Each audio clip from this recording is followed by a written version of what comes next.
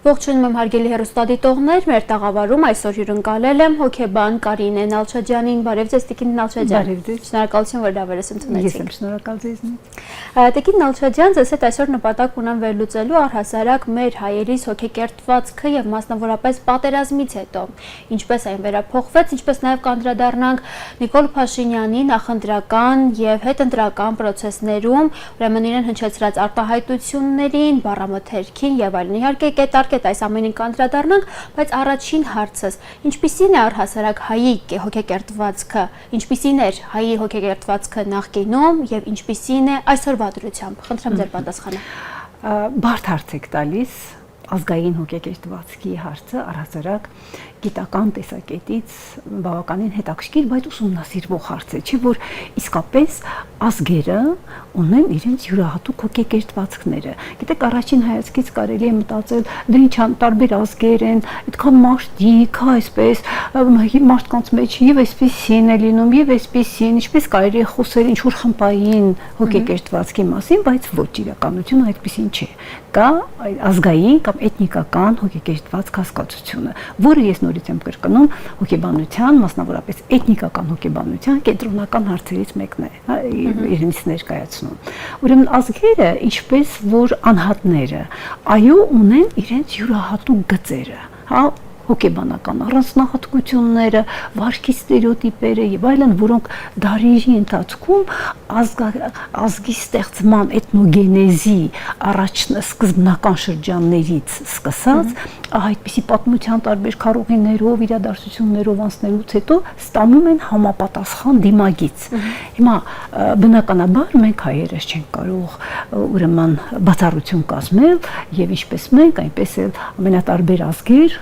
իրենց պատմական զարգացումների ուրեմն բերումով յուրահատուկ հոգեկերտվածք են ստանում։ Գիտեք ինչ, ազգային հոգեկերտվածքը բավականին կայուն բան է։ Օրինակ, ես հասկանում եմ ձեր հարցի ենթատեքստը, որ մենք այսպիսին էինք, ինչ պատահեց մեզ, որ հիմա կարծես թե փոխվել ենք, կարծես թե ուրիշ ենք դարձել։ Ես ուղղակի կարող եմ ասել, մենք ուրիշ չենք դարձել,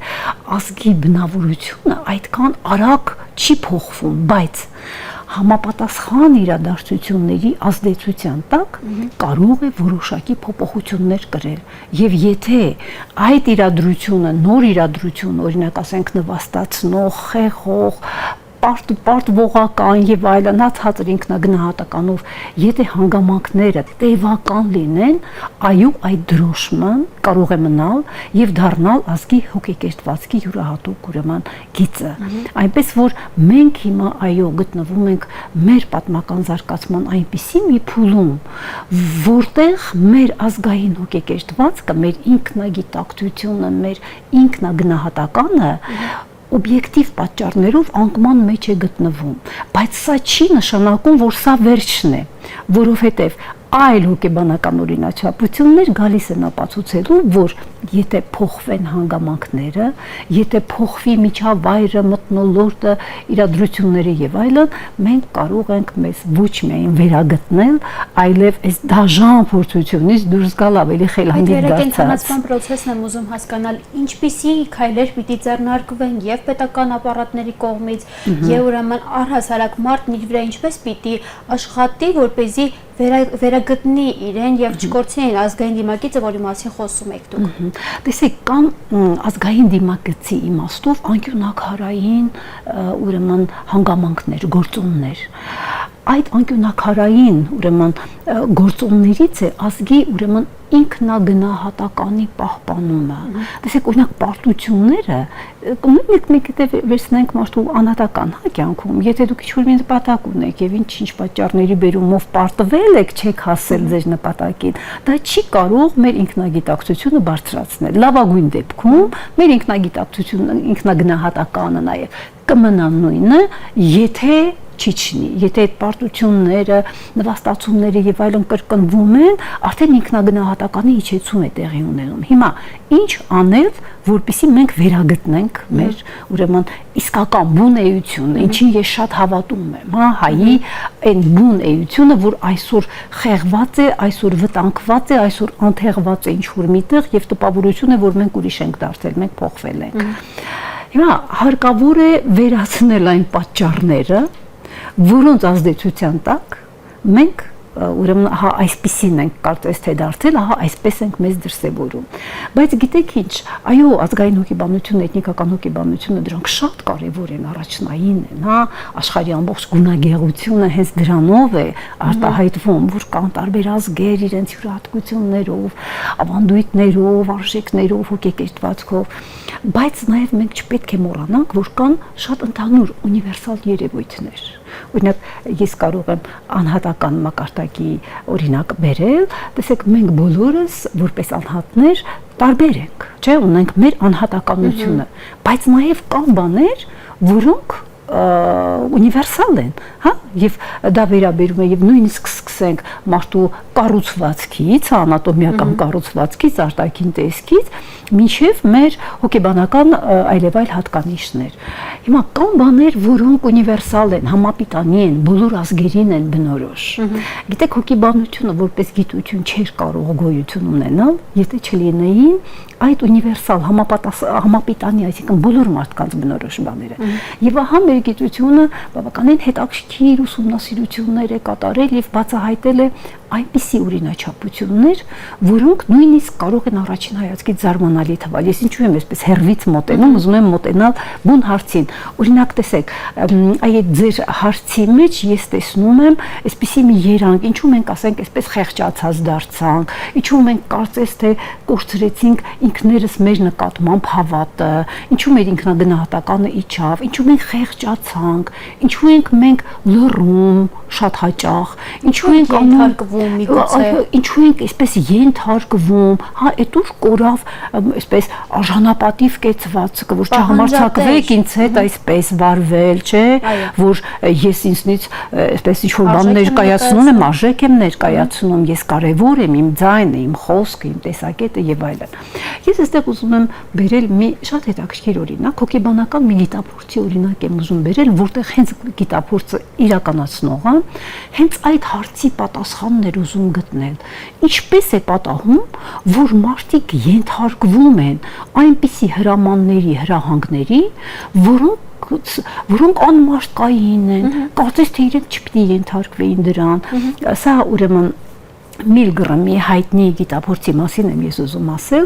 ում շատ հետաքրքրում էր հոլոկոստի ժամանակ, ուրեմն այն դաժանությունները, որ տեղի են ունեցել մարդկանց հետ։ Մենք ունենք մեր զուգահեռը, հա, Եղեռնի ժամանակ մինչև այսօր մենք տեսնում ենք, հա, որ ասենք ցեղասպանությունների հոգեբանական հիմքերից մեկը որն է։ Եվ ինչ էքսպերիմենտ, հա, այսպես գիտափորձ ուրեմն կազմակերպեց Միլգրամը։ Ուրեմն ստեղծեց հոգեբանական գիտափորձ, արհեստական այսպես պայմաններ են ստեղծում, հայտարարությամբ հրավիրվեցին մարդիկ, ովքեր ինչ-որ վճարի դիմաց պիտի մասնակցեին գիտափորձին։ Հրավիրվածների մեջ կային հասարակության տարբեր շերտերի կրթական տարբեր մակարդակ ունեցող մարդիկ։ Հիմա եւ որն էր դա, ուրեմն տալիս են մարդուն ուսուցչի դերը, հա, որ ինքը ուսուցիչ է, եւ փորձարկվողին ասում են, գիտես ինչ, դու եկել ես մի գիտափորձի, որտեղ մենք ուզում ենք ուսումնասիրել, հասկանալ, թե պատժի, ցավի ազդեցության տակ մարդու հիշողությունը ուժեղանում է, թե թուլանում է։ Այսինքն կեղծ մի հատ միջավայր ստեղծեցին, որտեղ դա չէ, որ ուզում էին ուսումնասիրել, բայց մարդուն այդպես են ասում, որպեսզի ինքը չկաշկանդվի, հա, իրականությունը չիմանա իսկապես ինչ են ստուգում։ Հիմա եւ այդ մարդը նստում է ուսուցիչը, հա, ով որ ուսուցչի դերն է իր վրա, հենց այդ հրավիրյալները իրենք ուսուցիչներ են, նստում են ուրեմն մի այսպես պուլտ է իրենց դիմաց դրված եւ իրենք ասում են, որ ահա քո այս սեղանը, այս ամբողջ այս համակարգը միացված է դիմացի աթոռին, հա, էլեկտրոդներով ուրեմն միացնում են մարդուն աշակերտ կոչվածը, որը էլի հասուն մարդ է։ Այդտեղ աթոռին նստած է եւ ասում են դու իրեն պիտի ուրեմն բարեր են տալիս, օրինակ ասենք կապույտ, երկինք, վայրի, գազան։ Մի հատ կաշտում են այդ ամբողջ ցանկը, ասում են հիմա ես քեզ կհարցնեմ, հա, մի բառը կասեմ, մյուսը դու պիտի ասես, հենց որ սխալվես դու պատժվելու ես։ Այսինքն էլեկտրական հոսանքով հարվածելու են։ Եվ ինչ են ասում ուսուցչին, ասում են առաջին սխալի դեպքում ավելի ցածր, հա 15 վոլտ այդպես լայվացությամբ ուրեմն հոսանքով իրան խփում ես։ Ու դու տեսնում ես մարդու ռեակցիաները, հա, կողքն էլ նստած է պրոֆեսորը, որն ասում է, որ դու սա քո պարտականությունն է, դու պիտի անես։ Հիմա նայում են ու ուզում են տեսնել, մինչև ուր կգնա մարդը, երբ աչքի առաջ տեսնում է, որ ինքը ցավացնում է։ Մինչև ուրեմն ամենածայրահեղը 450 վոլտն է։ Եվ մարդիկ նայում են, որ հեղինակության, հա, իշխանության ազդեցության տակ, թելադրանքի ազդեցության տակ, սկզբում ասում է, բայց ես ցավացնում եմ, այս մարդուն մեղ կա, ինչի համար, չի ասում է, դու, սա, մեկ էլ տեսնում ես, որ մարդիկ կեսից ուրեմն կարող է ինչ-որ մի մասը բողոքում է դուրս է գալիս, ասում է, չէ, ես չեմ կարող մարդուն ցավ պատճառել։ Այսինքն դահիճի դերն է վերցված, հա, գալիս է մի բա, այդ մարդը ցավից գալարվում է, ասում է դադարեցրեք, ես հիվանդություններ ունեմ, ես չեմ դիմանա։ Կողքից էս հեղինակավոր մարդն ասում է, չէ, դու պիտի անես, ես պատասխանատվությունը իմ վրա եմ վերցնում, ինչ էլ պատահի։ Եվ այսպես ինչ է կարծում մարդկանց փորձարկվողների քանի տոկոսն է գնում մինչև վերջ, նույնիսկ այնտեղ պահ կա դիմացինը անշարժանում է, կարծես թե մահացել է, բայց մարդիկ կան համառորեն գնում են մինչև վերջ, կողքից հեղինակության իշխանություն ունեցողի ազդեցության տակ։ Սկզբում, երբ Միլգրամը այս ուրեմն էքսպերիմենտը դնում էր, ինքը մտածում էր, որ երևի 2-3% մարդ կլինի, որ մինչև վերջ կգնա, հա, ցավ կպատճառի։ Եվ ինչ պարզվեց, որ մարդկանց 65%-ը գնաց մինչև վերջ, այսինքն իշխանության, հեղինակության ազդեցության տակ գնաց մինչև վերջ, մինչև կարծես թե մահանում է մարդը, հա, քո պատճառով դու ես էլեկտրական հարված հասցնում։ Հիմա ինչի մասին է այս էքսպերիմենտը, այն մասին է, որ իշխանություն, հեղինակություն ունեցողների ազդեցությանը մարդիկ ենթարկվում են, եթե նույնիսկ այդ ազդեցությունը այդպեսի չարագուշակ ազդեցություն է։ Հիմա եթե մենք դա տեղափոխենք մեր օրերը, մեր այս զարմանքները կցրվեն, որ մենք զարմանում ենք, ասում ենք, լավ, ոնց են, օրինակ ասենք, որտե կորույս մուրը, ոնց են քաշ տալով տանում, հա, ոստիկանները։ Եթե մենք հարցնում ենք իրենք, ընդ որում այդ գիտափորձին մասնակից մարդկանց էլ հետո երբ բացատրեցին իրականությունը եւ իհարկե այնպես էր կազմակերպված, որ այդ աշակերտը ում ցավ էին պատճառում, ընդամենը դերասան էր, հա, ոչ ոք իրավունք չունի մեկ ուրիշին ցավ պատճառելու, բայց իրենք չգիտեին ուղղակի։ Երբ իրենց հարցնում էին, լավ, դու ինչու ես այդպես անում, այդպիսի դաժանություն, իրենք գիտեք ոնց էին բացատրում, ասում էին, դե բանա, ես պարտավոր էի դա անել, ասել են, արել եմ։ Հիմա էլ որ հարցնում ես, ասում ես իմ գործն եմ անում, իմ պարտավոր հրաման եմ կատարում, ես ով եմ, ես փոքր մարդ եմ, ես հրաման եմ կատարում։ Այսինքն տեսեք, մարդկանց մի 65%-ը դրան ունակ է, այնպես որ դա մենք չբերենք եւ միայն կապենք մեր ազգային առանձնահատկությունների հետ, մարդ այդպիսին է, դա ենք։ Տիկին Ալչաջյան, անդրադառնանք նախընտրական պրոցեսների ժամանակ ինչեր տեսանք, իհարկե կանդրադառնանք դեռևս Նիկոլ Փաշինյանի խոսույթներին, բայց միևնույն ժամանակ ուզում եմ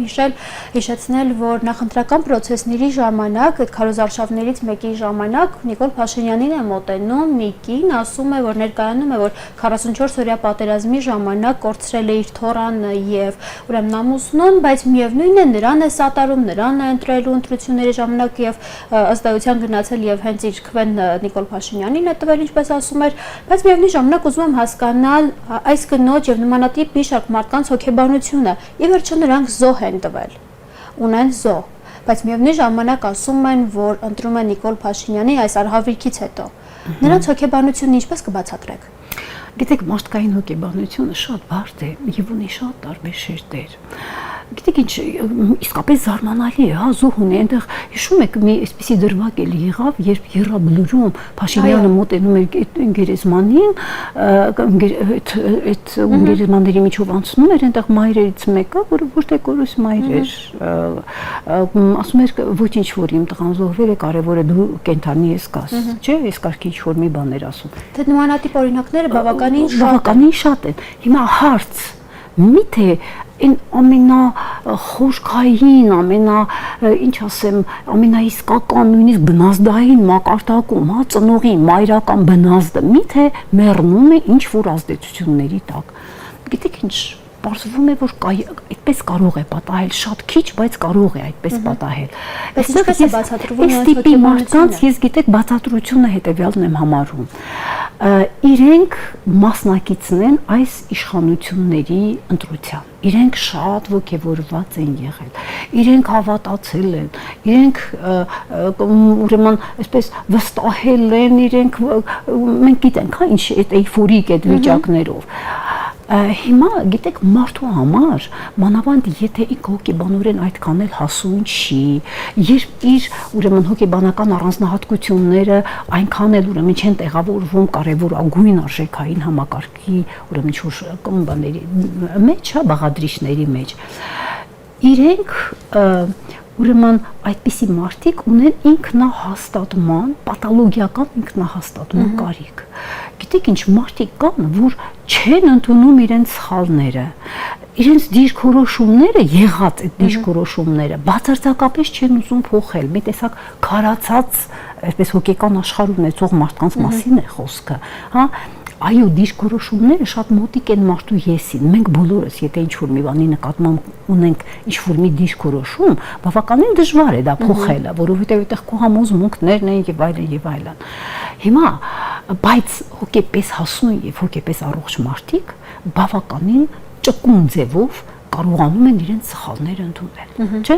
Եթե դու այսպես հասուն մարդ ես հոգեբանորեն, պաթոլոգիական ինքնահաստատման կարիք չունես, հա, որ ես իմ ասածը, եթե ես եմ ասել, ոնց կարող ես սխալ ասեմ եւ այլն եւ այլն, չէ։ Հոգեպես հասուն եւ առողջ մարդիկ կարողանում են հանգիստ ընդունել իրենց սխալը, եթե օբյեկտիվորեն հասկանում են, որ իրենք սխալվել են, հա, եթե իրենք իրենց ապացուցում են, հա, որ այո, սխալվել եմ, ցանկացած մարդ կարող է սխալվել։ Հիմա այս պարագայում, ահա այդ օրինակները, որ դուք բերում եք, այդ օրինակների պարագայում, այստեղ ես տեսնում եմ հոգեբանական հասունության պակաս։ Մարդը գիտեք ինչ կարող է հոգեբանական հասունությունը, դա որոշակի շատ կոնկրետ կատեգորիա է։ Մարդը կարող է տարիքով, քրոնոլոգիական, հա, ժամանակագրական տարիքով ինքը կարող է լինել հասուն, մեծ 50, 60, 70, չգիտեմ քանի տարեկան,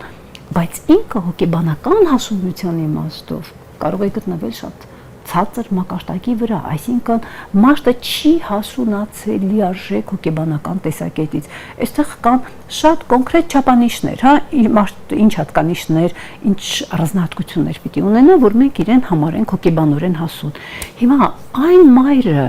այն տատիկը, որը կորցրել է զավակին,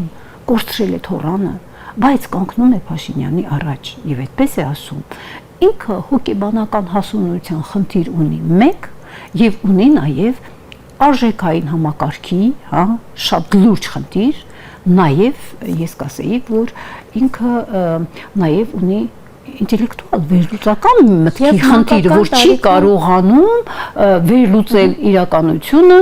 ով է պատասխանատու, ով է մեղավոր, ինչը այսպես չէր կարելի անել, ինչը եղավ, որ ահա ինքը ունեցավ այդ դաժան կորուստները։ Տիկին Նալչաջյան, նաև մանկական տարիքում մարդիկ տանում են ամենատարբեր ստրեսները եւ տրավմաներն են ձեռք բերում, իհարկե չեն կարող ասել, որ բոլորի իմաստով է այս ամենը, բայց միևնույն ժամանակ այո, շատերը կարող են լինել, որոնք մանկական տարիքում այս կամ այն տրավմաների ենթարկված կլինեն։ Սա եւս հնարավոր է, որ ազդի ազգի կամ առհասարակ մարդկային էության վրա, որ այսօրով տեսնենք նմանատիպ խոսույթներ, որ որքան էլ զոհ եմ տվել 44-օրյա պատերազմի ժամանակ դիցուկ,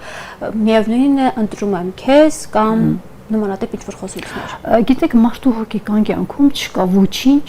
որ չունենա իր պատճառը։ Անպայման կան պատճառներ, օրինակ ասենք այդ կինը, որ այդպես է ներկայացնում, անպայման իր այդպիսի դիրքորոշման տակ պատճառական կապեր կան, կամ գուցե եկեք մենք նաև չշրջանցենք եւ հաշվի առնենք այն հանգամանքը, որ շատ հնարավոր է, որ կան, հա, ես շատ լավ գիտեմ, զոհվածների, ծնողների ընտանիքներում կա նաև այսպիսի մի հատ մտայնություն, որը իհարկե դեմ է բարոյական բոլոր չափանիշներին, բայց իրենք օրինակ այսպես են մտածում, հիմա արդեն եղած է եղել է, արի կլինի այս մարդը եկել է իմ դիմացը կանգնել է, ես իրեն գտնեմ, սիրաշահեմ, գուցե ինչ-որ բարիքներ ստանամ։ Հա, ինչ որ բարիքներ գուցե ստանամ։ Այսինքն եկեք մենք մարդկային այս մերկանտիլ, այս փոճուր բաներն էլ չմոռանանք, որ մարդը նաև ընդունակ է այս աստիճանի բաների։ Եթե հոգեբանորեն հասուն չես, եթե արժեքային համակարգ չունես, եթե վերլուծական լուրջ միտք չունես, կարող ես նաև հենց այդ պատճառով, այնպես որ այդտեղ պատճառների մի քանի կետեր, մենք կարող ենք նշել։ Փաստը այն է, որ կան այդպիսի մարդիկ, ցավոք սրտի։ Տիկին Նալչաջյան, անդրադառնանք նաև ուրեմն Նիկոլ Փաշինյանի խոսույթներին եւ հետընտրական process-ների ժամանակ եւ նախընտրական process-ների ժամանակ ամենատարբեր խոսույթներ, ամենատարբեր գույներով ու ելևէջներով համեմված, մեկ ասում էր սիրում եմ ձեզ, սիրում եմ ձեզ, սիրում եմ ձեզ, մեկ էլ ասում էր ամենատարբեր խոսույթները կզացնելու եմ, ունեզրկելու եմ եւ այլն, այս ամեն ինչը համեմվում էր գոռոցներով եւ այլն։ Հիմա այս ամենի համատեքստում ո՞րն էր այս խոսույթների պատճառ-հետևանքային կապը։ Խնդրեմ բացատրեք այս ամենը։ Ինչու էր եւ գոռում եւ նմանատիպ խոսույթներով հանդես գալիս։ Ինչու։ Ձեր մեկնաբանությունը։ Տեսեք, եթե մենք անդրադառնանք նախընտրական իրավիճակին, գիտեք ինչ, մարդկանց ճնշող մեծամասնությունը այդ իր ասացի մի կեսին սիրո խոնարհումների եւ այլն ուղղակի չի հավատում արդեն, որովհետեւ այս 8 տարիները այդ դարափորձը այնուամենայնիվ տվել են, մարդկանց։ Եվ ինչն էր մնում իրենց համար զենքը, որպեսզի իշխանությունը նորից իրենց ձեռքին մնա, վախի ուրեմն մթնոլորտի ստեղծումը։ Գիտեք ինչ, ես նոր Միլգրամի հետապորձի օրինակն էի բերում, եթե իշխանություն ունեցող մարդը, իշխանական լծակներ ունեցող մարդը, աթոռի հեղինակություն ունեցող մարդը, ստատուսի հեղինակություն, երկրի ղեկավար, ուրեմն մարդու մասին է խոսքը, ղեկավար կազմի մասին է խոսքը։ Եթե կանգնում են քո դիմաց ու քո վրա գոռգոռում են, սպառնում են, մարդու մեջ արթնանում է ահա այդ վախի զգացումը ու նաև այդ իմ ասած ենթարկվելու զգացողությունը, Եթե քեզից ինչ-որ բան են պահանջում, եթե գոռում են քո վրա, եթե քեզ ուրեմն չգիտեմ նախատում են, ինչ-որ անհասկանալի բաների համար, օրինակ որ դու ապրում ես, դրա համար քեզ նախատում են։ Դե ասում էին ինչու չեք զոհվել։ Ինչ է, այո, դա ինչ է առաջացնում, վախի մթնոլորտ։ Իսկ վախը, գիտեք ինչ, շատ հզոր բան է։ Վախը մարդկային ապրումներից ամենաարխայիկ ապրումներից մեկն է։ Առանց վախի մարդ չկա։ Իհարկե կան մարդիկ, ովքեր շատ ավելի վախկոտ մարդիկ են, բայց այնուամենայնիվ, գիտեք, վախը նույնիսկ իր դրական ֆունկցիան ունի եւ պատահական չէ, որ ամբողջ էվոլյուցիայի ընթացքում վախի զգացումը մնացել է, մարդու մեջ, որովհետև վախը նաև ինքնապաշտպանական է։ Եթե մենք չվախենանք, մեզ կնետենք անտունտը, եթե չվախենանք, մեքենայի տակ կգնենք փողոցն անցնելիս, այսինքն վախի որոշակի չափաբաժիններ պաշտպանական են մարդու համար։ Վախը պաշտպանական է, բայց ուրեմն ուժեղ վախի ազդեցության տակ կազմալուծվում է մարդու մտածողությունը, կազմալուծվում է գործունեությունը, ինքը կարող է ինքն իր դեմ դուրս գալ, դեռ երեք ինքը չէր մտածի, որ ինքը կարող է այ վախի ազդեցության տակ օրինակ ասենք ինչ-որ մի հատ սրիկայի ենթարկվել, ինչ-որ մեկին ցավ պատճառել, ինչ-որ մեկին, չգիտեմ, դաժանորեն ասենք ծեծել եւ այլն եւ այլն։ Վախի հեղինակության ազդեցությանը ենթարկվելու այդ բոլոր գործոնները միանում են եւ ահա ինքը ինչու էր դա անում եւ առհասարակ իրենց համար ակնհայտ էր որ դա ինչ որ ստրատեգիական գիծ է գնում դա այսպես պարզ ինչ որ իրադրություններ չէին պատահական վախեցնելը եւ մենք տեսանք որ գիտեք ինչ մեկը վախենում էր ասենք աշխատանքը կորցնելուց թեև դա կարող է բացարձակ իրացիոնալ լինել, օրինակ ասենք այսօր մենք տեսնում ենք, որ հազարավոր մարդիկ են աշխատանքը կորցնում, հազարավոր մարդիկ, մի բժշկուհու, որը այդ վախերին տպեց եւ այդ մարդիկ ավելի քիչ են։ Ընդհանրապես ոչ կոնֆորմիստները ավելի քիչ են, այդպեսին է մարդկությունը, մարդու էությունն է այդպեսին, բայց մենք տեսնում ենք, որ եթե դու ինչ-որ մի բան վախի ազդեցության տակ ես անում, դու ինքդ շատ ներողություն ավելի վախենալու վիճակի մեջ կարող ես ընկնես։ Օրինակ ես համոզված եմ, որ այն մարդիկ, ովքեր այսօր մնացել են առանց աշխատանքի, այն յուղացիները, որոնց ուրեմն ստեղծած բարիքը այսօր այդպես օդի մեջ է մնացել, ես համոզված եմ, որ իրենցից շատերը հենց թեկուզ վախի ազդեցության տակ, որ ասենք գյուղապետը կիմանա, եթե ես իրենց չընտրեմ, չգիտեմ, աշխատանքից կզրկվեմ, հոմենակ ինձնից կախված չի, եթե նույնիսկ ունեն համոզմունք, որ չէին ուզում այս իշխանության վերարտադրությունը, ահա այսպիսի վախի ազդեցության տակ, այսպիսի գործոնների ազդեցության տակ, իրենք տեսեք, ասենք արեցին մի բան, բայց հետո կանգնեցին կոնտրաստաշտակի առաջ, հետո ավելի մեծ ուրեմն արհավիրք ու ինչ ասեմ դժբախտություն, հա, իրենց հետ պատահեց, այնպես որ վախի ամեն ինչ արվում էր վախի մթնոլորտ ստեղծելու համար, դե իսկ արանքներում էլ ես սիրում եմ խոստումներ եւ այլն, դա էլ այսպես ինչ որ պահելու համար, ինչ որ մի կապ, հա, բայց այստեղ հիմնականը վախի մթնոլորտի տարածումն էր, որը ստացվեց եւ չէր կարող լրիվ չստացվել, որովհետեւ իրենք իշխանության լծակներ ունեցող մարդիկ են, իրենց գործիքները շատ էին վախի Եվ փորձենք ամփոփել զրույցը, վախի մթնոլորտի դեմ ինչպես պայքարել։ Զենքերը որոնք են։ Գիտեք ինչ, վախի հետ կապված այսպեսի մի հետաքրքիր բան կա։ Ես ասացի, որ բնական է վախը։ Չկա մարդ, որ վախի զգացում չունենա, նույնիսկ նորմալ չէ, եթե բացարձակ վախի զգացում չես ունենում, վտանգված ես։ Հիմա, բայց տեսեք,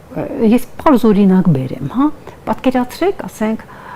միայնակ մարդը գնում է երեկոյան ժամը ուշ գիշերը փողոցով գնում է։ Մեկ էլ հանկարծ ոտնաձայներ է լսում ետևից, տեսնում է, որ ինչ-որ մեկը, ասենք, ինչ-որ մի հատ զենքը ձեռքին կամ, չգիտեմ, դանակը ձեռքին, իր ետևից գալիս է, ինքը ինչ է անում, քայլերն արագացնում է, ուզում է փախչել, հա,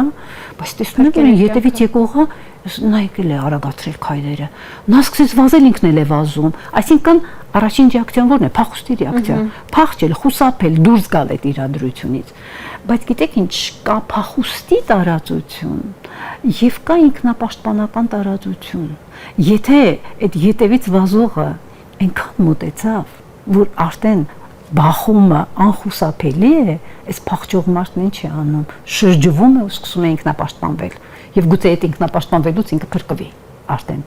Այսինքն ես այստեղ ուզում եմ նաեւ պատկերավոր, հա, ասել, որ անverջ վախեցնելը անընդհատ սպառնալիքներ եւ այլն, տեսեք Փաշինյանը չասում է, այո, սպառնում եմ։ Հիշում եք, զրկել եմ եւ այլն։ Ահա, հենց սպառնում եմ։ Այսինքն անverջ սպառնալիքը սկզբում իհարկե այդ վախը սպառնալիքը իր էֆեկտները տալիս է, նայած ում վրա ինչ չափով, հա, արդեն մարդու բնույթից կախված, բայց բոլոր դեպքերում մարդ արարած այնպեսին է, որ իր մեջ կան ուժեղ ինքնապաշտպանական ներքին մղումներ։ Հենց որ դու տեսնում ես, որ այդ սպառնալիքը այնքան է մոտեցել, որ արդեն դու այդպես վերջը եկել է, հա, այլ փախուստի տեղ չկա։ Ինչի անում մարդը շրջվում է, սկսում է ինքնապաշտպանվել, այնպես որ վախի մթնոլորտը, սպառնալիքի մթնոլորտը ինքը կարող է իր հակադարձ ռեակցիան առաջացնել եւ սա պետք է ի նկատի ունենալ։ Շնորհակալ եմ անկեղծ զրույցի համար։ Ես նույնպես շնորհակալ եմ։ Իսկ ես հիշեցնեմ, որ զրուցում էի հոգեբան Կարինե Նալչաջյանի հետ։ Շնորհակալություն մեզ հետևելու համար։